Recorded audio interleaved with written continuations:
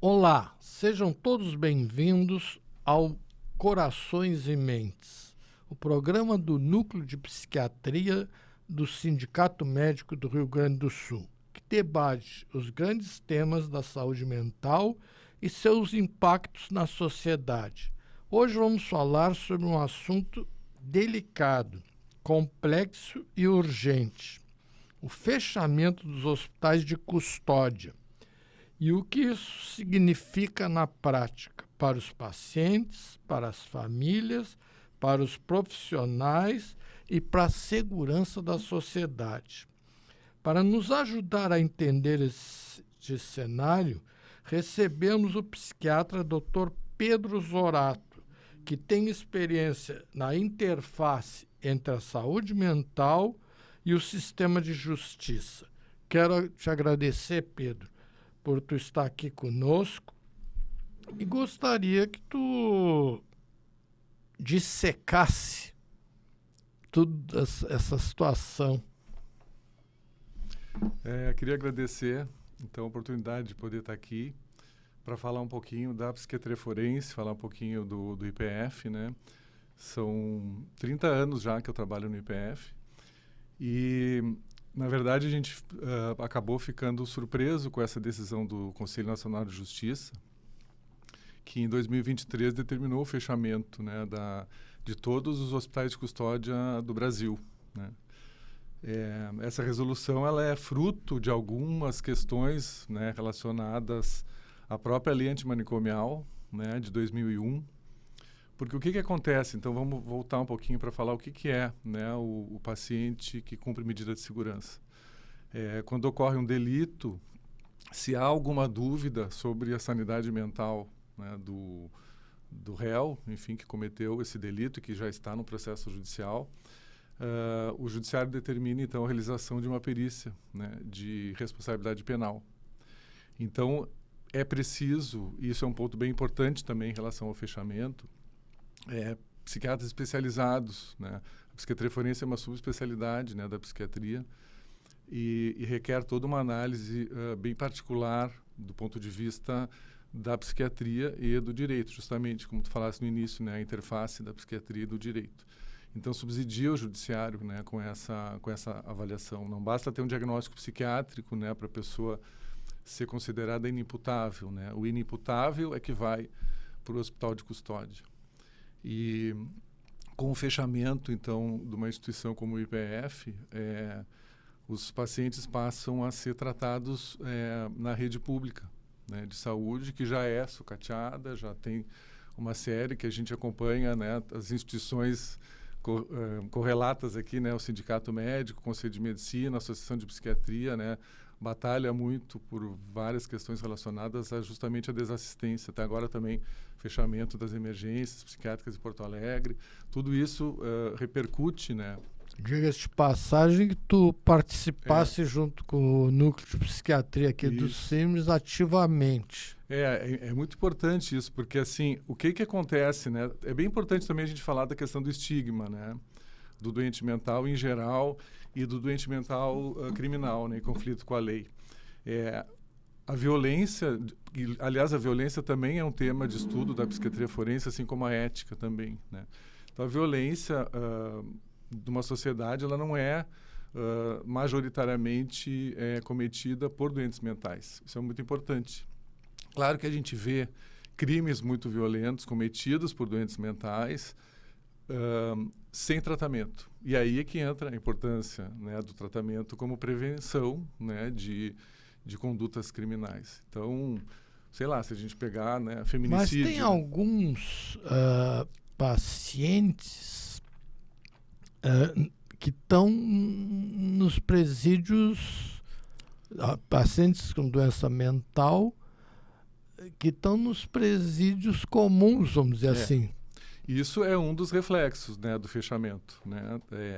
O fechamento do IPF determinou, então, que os pacientes que estavam, e alguns ainda estão lá, fossem desinternados, é o termo que se utiliza, né, pelo juiz, né, pelo judiciário, e esse tratamento passasse a ser feito na comunidade. Pois é, mas aí eu falo em presídios mesmo. Isso, Vamos dar um exemplo concreto que todo mundo está vendo hoje.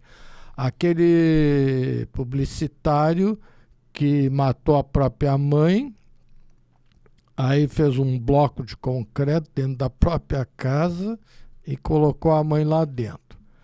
Aí ele foi preso e conseguiu progressão de regime. Progressão de regime para liberdade semiaberto, né? E aí ele foi avaliado porque eu trabalhei na SUSEP. Eu fui psiquiatra da SUSEP. Mas eu fazia o Centro de Observação Criminológica, que era só a evolução de regime que nós avaliávamos. De presos, daí não de pacientes. Preso. Tá, mas esse aí era preso. Mas quem avaliou ele para dar a nova condição para ele, a evolução, foi uma equipe formada por uma psicóloga e uma assistente social. Não tinha um psiquiatra forense, como vocês que são formados, fizeram um curso além da especialização para estarem capacitados de dar os laudos com evidências, com concretude, né? Aí o que aconteceu? Ele matou uma outra senhora, né? Agora sim, o crime da mala, né? É o crime da mala. Então, essas coisas nos chamam atenção. O dia que nós fomos lá com o Núcleo de Psiquiatria visitar vocês lá no IPF, me chamou a atenção que eu encontrei várias colegas que trabalharam comigo no CAPS de Sapucaia. E aí eu perguntei para elas, o que vocês estão fazendo aqui no IPF? Nós viemos buscar os pacientes lá de Sapucaia, que estão aqui. E como é que vai ser isso? Não, eles vão ficar o tratamento no CAPS, mas na verdade iam ficar na própria casa, né? Ou residenciais terapêuticos também, né? Mas no interior, Sapucaia, não sei se teria residenciais. Tu lançasse algumas questões, assim, primeiro, essa questão dos residenciais, para os pacientes que estão no IPF, é o município de origem que tem que providenciar. E se o município não tem condições, está havendo judicialização. Então, o judiciário está determinando que o município pague vagas em residenciais, se não tem na sua região. Porto Alegre está pegando essa demanda, né? Mais uma demanda, né? Além de todas que já tem, né?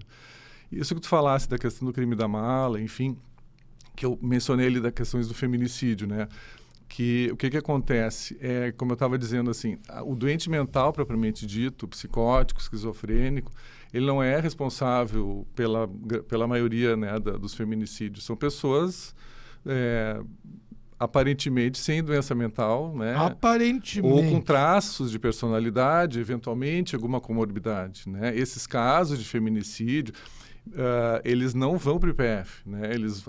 Claro, eles iriam se for constatado que a pessoa agiu sob influência do conteúdo delirante do seu pensamento, enfim, e aí haveria nexo causal, né, entre a doença mental, o crime, enfim.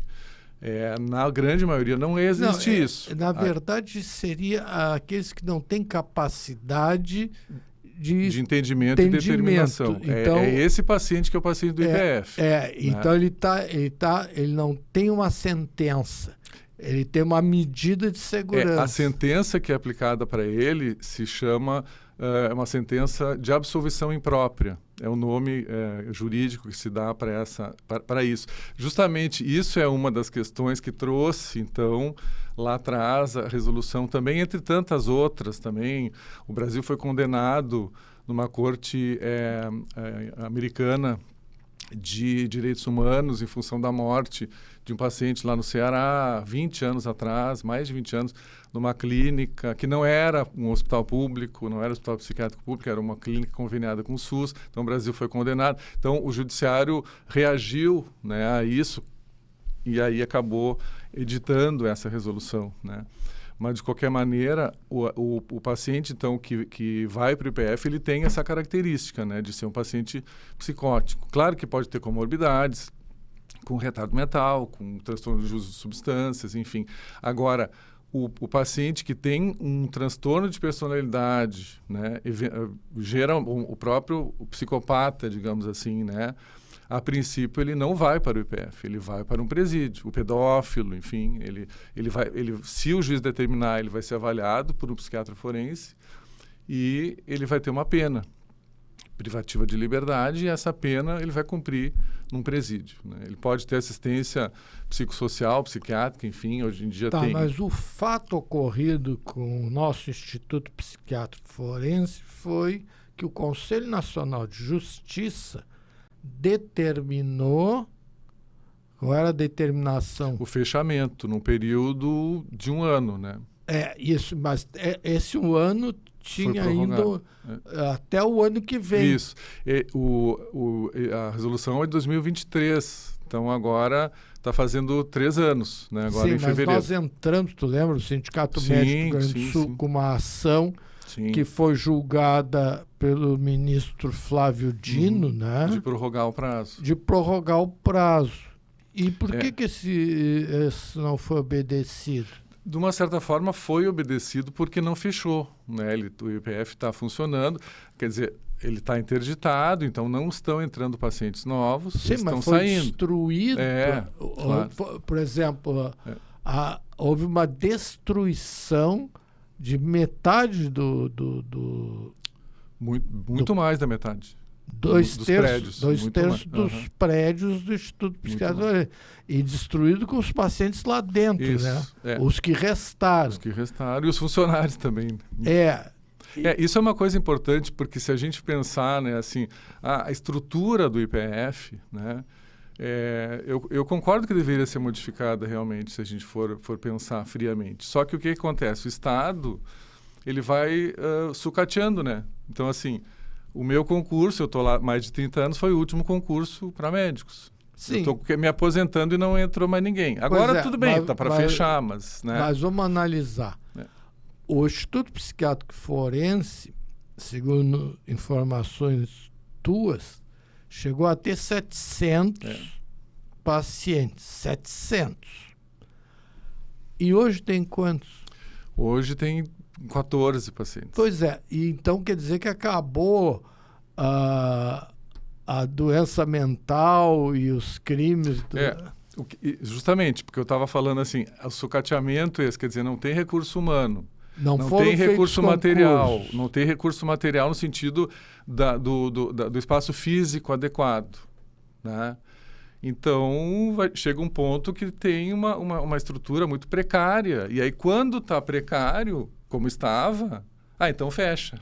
Entendeu? Ao invés de reformular, o problema, acaba com ele. Exatamente. Tu falou a palavra certa. Porque esse sucateamento é o sucateamento da psiquiatria em todo o setor público. Isso aí. O que nós estamos notando... Ontem teve aqui o Fernando Ledemann, novo presidente da Associação de Psiquiatria do Rio Grande do Sul, que tu participava da gestão anterior da diretoria. Uhum. E ele falava exatamente isso, né, do sucateamento da psiquiatria no setor público, né?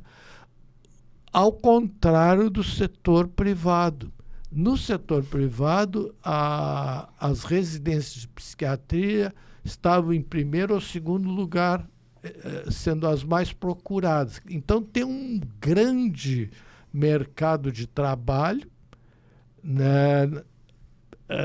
Já que o Estado não oferece concurso com salários adequados, né? Sim, as terceirizações também. As terceirizações, as pessoas vão procurar socorro nas clínicas privadas. E há uma grande procura. E por quê? Porque houve um aumento da incidência e prevalência de ansiedade, depressão, alcoolismo, drogadição, né? E o Estado quando eu falo Estado, a União, o Estado, todas as entidades, né, do Sistema Único de Saúde, lavam as mãos. Já que eu não consigo resolver, dá aquela de Pôncio Pilatos. Né? E não é por acaso que a gente está vendo também, eu não vou exagerar de falar o extermínio, né, de doentes mentais, mas assim, a coisa se encaminha para isso, né? Quer dizer, as pessoas em surto, ao invés de serem acolhidas, atendidas, elas estão sendo mortas, né? Sendo abatidas. Então, né? eu vou te dar reflexo de tudo isso aí que tu Hoje está dizendo. de manhã eu recebi um vídeo do Fernando mostrando bem no centro de Porto Alegre um paciente mental com vários policiais da brigada em torno.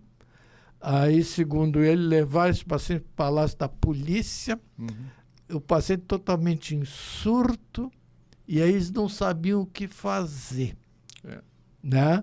Agora, a Prefeitura de Porto Alegre, depois de muita resistência, aceitou a lei, é uma lei aprovada por unanimidade na Câmara de Vereadores, para criar o SAMU mental.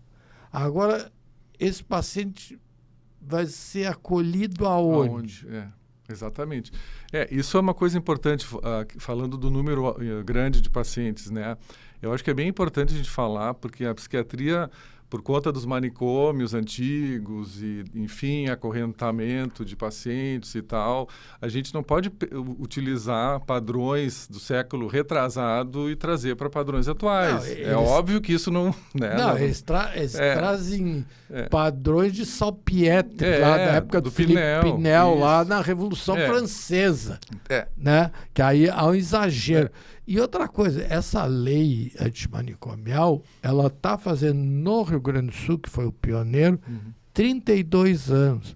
E havia uma previsão de supervisão a cada 5 anos. E nunca foi feita.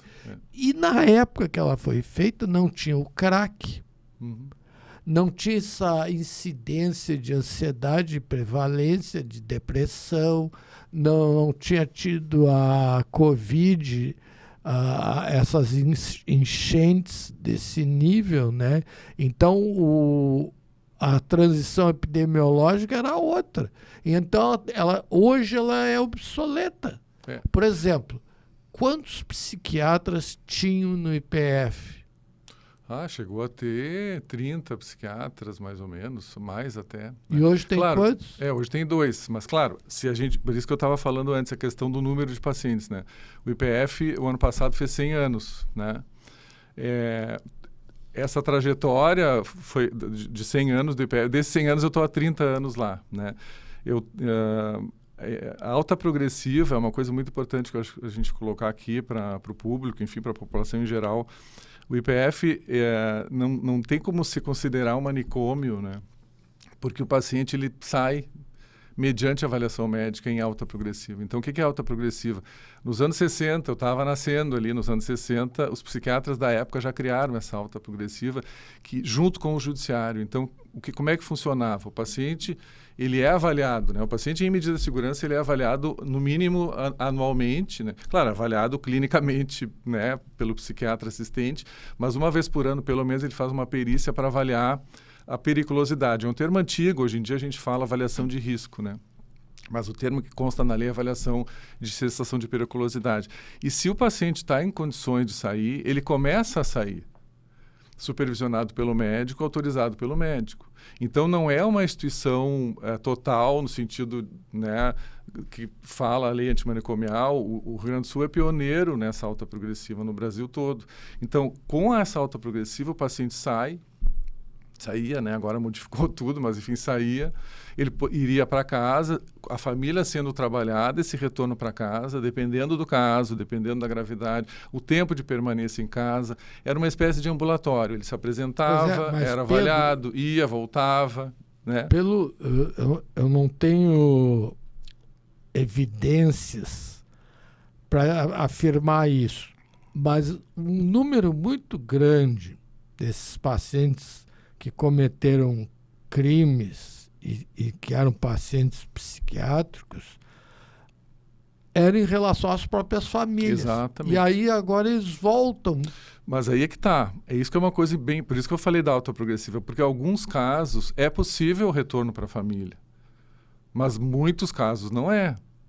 E agora, sem o IPF, mas isso assim, se a gente pensar assim, o paciente ficava 2, 3, 4, 5, 10 anos no IPF e esse tempo ele ia se tentando esse retorno para a família. Ou até para algum tipo de residencial, com acompanhamento, mas isso com acompanhamento médico, não por uma decisão judicial simplesmente.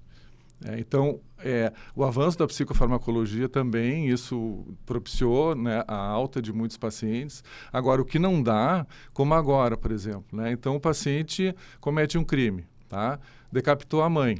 Psicótico, decapitou a mãe. Como é que era antes? Ele ia... Estou falando de um caso concreto, que eu acompanho até hoje, né? Ele vai para o IPF, né? Começa o atendimento psiquiátrico e psicossocial, enfim, né? Não tem como ele voltar para casa num curto espaço de tempo. Se é que um dia ele poderá voltar para casa, mas considerando um curto espaço de tempo. E nem para um residencial. O paciente está em surto, o paciente tem sintomas psicóticos, vozes de alucinações de comando. Então não tem como ele voltar para casa. E pela situação atual, ele não iria para o IPF, ele iria para onde? Provavelmente seria preso num primeiro momento, iria para uma prisão preventiva temporária. De lá, ele poderia ser transferido, existe no Hospital Vila Nova alguns leitos de psiquiatria para os presidiários, poderia permanecer lá por um tempo e depois ele tem que voltar para o presídio. Ou seja, o presídio vai acabar sendo o novo manicômio. Então, um paciente que deveria estar em tratamento especializado no Instituto Psiquiátrico Forense, ele vai estar no presídio, né? E do presídio ele poderia ir para o hospital geral. Vai ficar o quê? 1 mês, 2 meses e depois? Pois é, mas na prática... Exato. Por exemplo, hoje... É isso que eu falei que acontece. Na prática, esses pacientes que vão, teoricamente, para os CAPs e para casa, eles estão na rua. E aí, quando dá um surto psicótico, chamam o SAMU. O SAMU olha assim, paciente psiquiátrico, deixa por último. Ah, sim. É ou não é verdade? Sim, e vai para um hospital geral para ser atendido numa emergência de hospital geral. Lógico, teve um atropelamento, então a prioridade é o atropelamento. O infarto. O infarto, o psiquiátrico deixa para o final. Aí o que acontece? Depois de horas... Aí aparece. Aí a brigada já entrou em ação. Mas aí ocorre isso que tu falou. Agora, a pergunta que não quer calar. Qual é o argumento para o fechamento das casas de custódia? O argumento é, como eu falei antes, assim, o paciente que está no hospital de custódia ele tem absolvição imprópria. A absolvição imprópria, ele passa a ser tratado como um paciente comum, segundo o judiciário atualmente, entendeu? Porque ele está absolvido pela doença mental, entendeu? Então, se ele está absolvido... Na verdade, não é absolvido, ela pode ser atenuante. Não, pela medida de segurança, ele é absolvido. O paciente que está em medida de segurança, claro... Eu não estou a favor da resolução, eu só estou dizendo como é visto pelo judiciário, entendeu? O judiciário vê dessa maneira.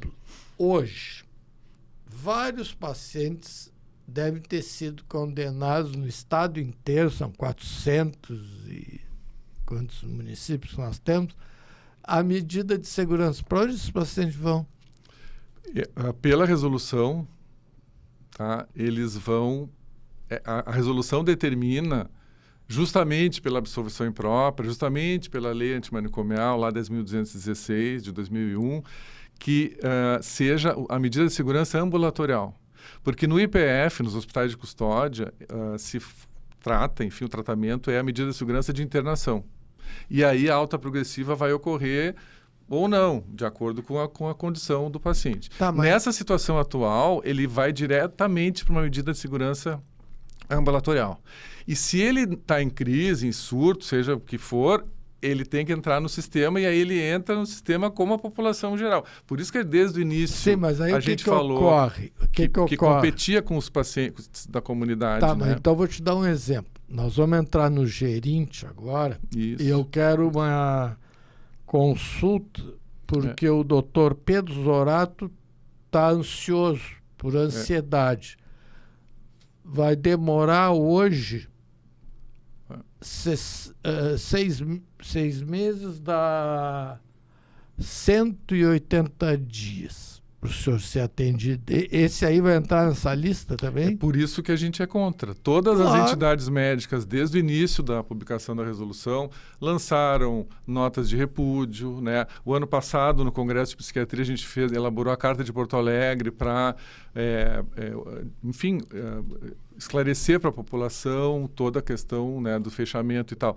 Mas a diferença, por isso que a gente fala que compete com os pacientes não criminais, porque ele vai ter uma determinação judicial, então periga ele ainda passar na frente, entendeu? Das outras pessoas, porque ele vai ter uma ordem judicial. Né? Mas aí ele vai para o CAPS. Aí o CAPS tem que... Eles acham que o CAPS tem uma capacidade mágica de resolver todos os problemas da saúde mental. Isso. O CAPS tem que ser casa de custódia, tem que ser emergência psiquiátrica, só que, primeiro, que não tem um número de CAPS que possa absorver tudo isso. Prova tal é a espera, a lista de espera. Né? E aí o que ocorre? Eles vão para a rua. E aí na rua ocorre essa situação de morte. Então, o que está resultando dessas condutas e atitudes é a morte desses pacientes.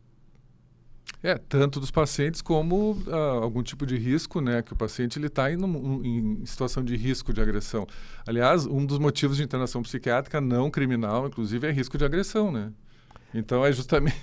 A lei diz o seguinte, eu só posso internar alguém se alguém representa risco para si ou para outrem. Senão eu não posso, né? Nós médicos. Agora é estarrecedor isso, né? Isso, Ricardo, é interessante porque, voltando àquela história do paciente que decapitou, né, a mãe, ele tinha delírios assim que ele precisava 3 cabeças. Ele conseguiu uma, que era da mãe. Tem mais 2 familiares. Ele não vai poder voltar para a família, entendeu? Ele está melhor, tudo bem, ele continua com algum sintoma delirante, mas ele está melhor. Então, assim, eu sempre falava, né, nas audiências que a gente participava, que a gente era intimado a participar, audiências com o juiz, né, da vara de execuções de penas e medidas alternativas, porque é uma vara de execução específica para isso, não é a vara de execução criminal que trata do criminoso comum, né? É uma vara de execução de penas e medidas alternativas. Então eu dizia sempre assim, o tempo da doença mental é diferente do tempo do judiciário, né? Então esse caso que eu estava te dizendo, o paciente ele não vai ter como sair de uma instituição como o IPF num curto espaço de tempo, como agora a resolução está determinando, não é nem sair, ele não vai nem entrar, né? Que é pior ainda. Então, aí ele vai para onde? Ele vai para o CAPS, e se tiver que internar, ele vai para o hospital, ele entra no gerente. Sim, e aí vai ficar esperando. Ou ele vai ficar no fundo da cadeia, por isso que eu estava te dizendo que a cadeia vai ser o novo manicômio. Porque o hospital de custódia, na verdade, ele foi fechado e destruído, né? E não foi criada uma estrutura substitutiva adequada, segundo a opinião, enfim, da maioria dos psiquiatras. Não, né? E outro detalhe, o Conselho Nacional de Justiça se reuniu com quem para tomar essa decisão? Isso é uma outra crítica muito séria, que desde o início, também lá em 2023, todas as entidades médicas do Brasil todo se uniram, né? Aqui no Sul, o Conselho de Medicina, o sindicato, associações médicas, associações de psiquiatria, para colocar o seguinte, que essa resolução não teve participação de nenhuma entidade médica, não teve participação de psiquiatras, nem médicos. Não, e o pior, a justiça agora, Acho que eles devem ter feito um curso de psiquiatria, porque estão tomando medidas médicas, né? Eles estão passando por cima do Conselho Federal de Medicina. Agora o Supremo Tribunal de Justiça liberou a cannabis, como é que eles chamam? O THC... Não, medicamentos à base de cannabis. Medicinal. Medicinal. Por exemplo, mas o Ronaldo Laranjeira, que é um psiquiatra eminente da Unifesp, diz que isso aí é uma falácia, que não tem base científica nenhuma para isso. Né? Então, é estranho assim. Agora, se eles nos chamassem para discutir, por exemplo, aqui no Rio Grande do Sul, devido aos fatos ocorridos, o abate de pacientes psiquiátricos, uma reunião da Secretaria Estadual de Saúde e a Secretaria de Segurança para criar um protocolo para como resolver essas situações. No primeira reunião, a Secretaria de Segurança rechaçou totalmente, dizendo que aquele protocolo era impossível de cumprir. Aí deve ter havido alguma mudança e estavam se reunindo novamente. Só que, mais uma vez, nós não fomos convidados. Isso é muito sério, assim, quando a psiquiatria, enfim, a ciência acaba deixando de lado, né? A gente talvez esteja chegando no final aqui, né, do programa. Eu queria só deixar uma mensagem também relacionada às perícias, né? Porque a gente está falando da assistência, né, aos inimputáveis nos hospitais de custódia. Uma outra função é a realização das perícias, né? Quem faz as perícias atualmente, né? Então, a gente eu penso, enfim, que é muito importante ter um centro de perícias, né? Um centro de perícias especializado nessa área criminal, né? Que tenha todo um conhecimento acumulado. Sim. A gente tem um conhecimento de 30 anos lá, né? Sim, mas só sem contar os anteriores. Por exemplo, nós só temos tu e o Rubem lá, são dois. Vocês vão se aposentar. E aí não vai ter ninguém. Atualmente as perícias estão sendo... As perícias que eu estou me referindo, essas perícias iniciais, né? De responsabilidade penal, que eu falei antes, que vai avaliar a capacidade daquela pessoa de poder cumprir uma pena ou não. Isso é feito atualmente por psiquiatras de um banco de peritos que se candidatam. A gente não sabe exatamente quem são, se são forenses, se não são forenses. Alguns psiquiatras do judiciário também estão sendo deslocados para fazer essas perícias. Mas às vezes a gente vê que o judiciário solicita que as pessoas se inscrevam, mas eu vi que alguns colegas dizem que o valor é muito baixo e não há interesse. Então, assim, os resultados dessas perícias eles vão ser muito diferentes também, né? E isso é uma preocupação na qualificação dessas perícias, né? E não ter o IPF. Em outros estados, com o fechamento do hospital de custódia, se manteve um centro de perícias, por exemplo. Aqui não, né? Aqui não se manteve. Sim, não. Aqui foi desmantelado a psiquiatria. A palavra é essa. A reforma antimanicomial, ela é a reforma anti a psiquiatria. Eles querem acabar. E essa reforma só teve na psiquiatria, não teve na cardiologia, na neurologia, né? Então, a gente fala, tem uma figura, né? A anal dos loucos, né? Anal dos insensatos. Dos insensatos, dos loucos. Agora está se repetindo com essa história das pessoas ficarem soltas, né, na rua, no sentido assim, estão ali largadas à própria sorte, né? Assim, não, então... E uma coisa assim que é visível, as cracolândias aumentaram, e tu vê isso, eu posso te dizer até as ruas, né? O Menino Deus, aquela rua lá do Plaza São Rafael, debaixo do viaduto ali. Alberto Bins. Alberto Bins, quer dizer, A Ipiranga, na Ipiranga, tá cheio de... Então, tu vê que a população de rua aumentou. E o que é pior, aí ocorrem as mortes entre esses pacientes que eles brigam. A maior causa de morte do crack é homicídio. Porque eles brigam por causa de um cachimbinho, por causa de uma pedrinha. Então, o que nós constatamos? A desassistência e a interrupção do tratamento.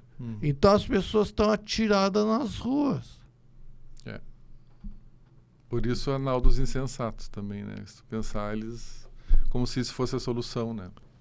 Mas na verdade, uma irresponsabilidade e até um crime que está sendo cometido. E se a gente pensar que um dos motivos alegados para a resolução foi essa condenação, né, do Brasil e tal, esses outros situações, né, de maus tratos que acontecem com esses pacientes que estão à mercê da sua própria sorte, isso não é levado em conta também, né, em relação à responsabilização de entes públicos, né, em relação a essas mortes que estão acontecendo. Né? Não, e aquilo, né, todo mundo entra na nossa área, né, nós estamos submetidos aqui ao Conselho Federal de Medicina, aos conselhos regionais, né? Agora, o Conselho Nacional de Justiça, o Supremo Tribunal de Justiça. É importante colocar que tem, né, uma ação direta de inconstitucionalidade, né, no Supremo, que está para ser julgado ainda sobre a questão da resolução, né, dos poderes dessa resolução, porque essa resolução extrapolou, né, não sou eu que estou dizendo, são os juristas que estão dizendo, né, então isso ainda está para ser julgado. Existe uma possibilidade de reverter, que é difícil, mas teoricamente tem. Vamos ter esperança. E na tua visão, qual seria o modelo mais adequado para cuidar? Vamos ter agora uma esperança. Né? Qual o modelo mais adequado para cuidar dessas pessoas com dignidade e segurança, na tua opinião? Na minha opinião, os hospitais de custódia não deveriam ser fechados, né? Então, eles deveriam ser reformulados. Então, assim, jamais a necessidade de ter 700 leitos, por exemplo. Isso não é necessário, né? Um hospital de custódia, sei lá, com 100 leitos, 150 leitos, que se pudesse fazer avaliação de risco, estratificação de risco, né? Pacientes muitas vezes permaneciam lá sem ter risco por não ter para onde ir. Então, poder fazer parcerias, né, quando o paciente tivesse em condições, casos específicos, saindo de lá para residenciais terapêuticos, que pode ter uma função importante nesse processo todo, porque eu falei antes, dei um exemplo do que decapitou, mas tem outros casos que é uma lesão corporal leve, enfim, furto, tem caso de furto lá, né? Então, são várias situações. E cada caso tem que ser tratado com a sua individualidade. Então, ter um hospital de custódia com uma avaliação de risco muito bem feita, que o paciente possa sair progressivamente, como já existia antes, né? E retornar para a sociedade, os que tiverem condições, e os que não tiverem, permanecer no tratamento digno, né? Com equipe especializada para tratar, essa que é na minha opinião, o modelo ideal, né? E tu não acha que que o papel do Estado deveria ser fazer uma transição? Uma transição. Eles dizem que estão fazendo isso, né? Porque existem equipes, né, que fazem esses planos de desligamento para que o paciente possa ser absorvido pela comunidade, mas ele vai independente de qualquer coisa, né? Porque tem a determinação judicial do fechamento. Então, ele acaba saindo da instituição, né? A última palavra acaba sendo do juiz nesse sentido, né? Então, essa transição que tu fala, a gente tinha antes. Não precisou a resolução para a gente fazer isso, né? A gente tinha essa transição do paciente retornar para a sociedade. E num tempo que não existia celular, a gente fica mais velho e fica lembrando, né? O médico ia todos os dias na unidade. A família telefonava para o telefone fixo da unidade e falava com o médico naquela hora. O paciente que estava em casa, ele não está bem, ele voltou a usar droga, ou ele tá estranho. A gente, no interior do estado, a gente falava no telefone, olha, traz ele. E o paciente aceitava e vinha. E quando não vinha, ele era trazido e aí internava. Quer dizer, não passava pelo sistema de saúde pública, era diretamente lá conosco. Sempre tinha vaga e isso prevenia a reincidência, né? Não, e com profissionais adequados, especializados, capacitados, treinados, né? Então é o verdadeiro desmantelamento, né? Com certeza. E é uma coisa triste, né? Que pena que a gente tem que obedecer ao horário, né? Porque eu acho que esse assunto... esse assunto eu falei no início, né? Com o pessoal aqui, é um assunto que vai longe, né? Não, e o que é pior, eu vejo que a justiça, ela está indo contra a própria lei. Por exemplo, essa atitude do Conselho Nacional de Justiça, creio eu que vai contra a própria lei. O Supremo Tribunal de Justiça, ao liberar medicamentos com cannabis, a cannabis medicinal, vai contra a lei, porque recentemente o Congresso Nacional, o Congresso Nacional, a Câmara e o Senado aprovaram uma lei contra o uso de drogas que são proibidas.